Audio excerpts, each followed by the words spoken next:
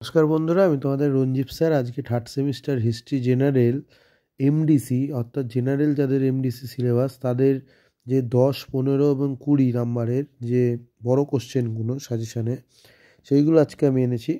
এর আগের ভিডিওটা আমি 5 মার্কসেরগুলো দিয়ে দিয়েছি, তোমরা দেখেছো।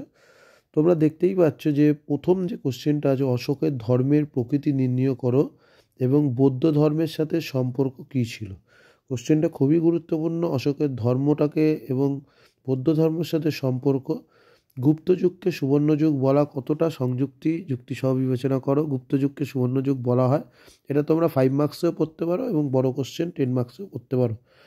মৌর্যদের পতনের জন্য ব্রাহ্মণ্য প্রক্রিয়াটি কতটা দায়ী ছিল আলোচনা করো, এই কোশ্চেনটা আলোচনা করো।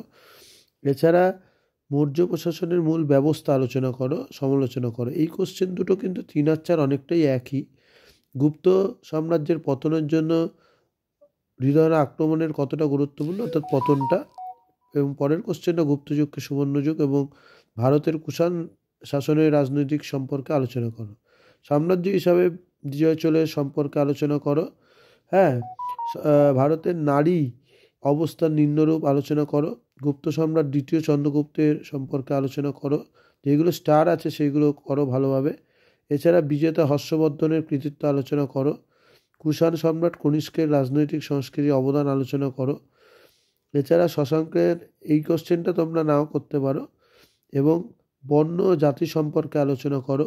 মৌর্য সাম্রাজ্যের পতনের কারণ আলোচনা করো। গুপ্তযুগকে নারীর অবস্থান আলোচনা করো এবং শাসক হিসাবে বিজেতা হিসাবে গৌতমপুত্র সাতকর্ণী। কারোর যদি কোনো অসুবিধা থাকে, পিডিএফ দরকার লাগে, আমাকে হোয়াটসঅ্যাপে যোগাযোগ করো।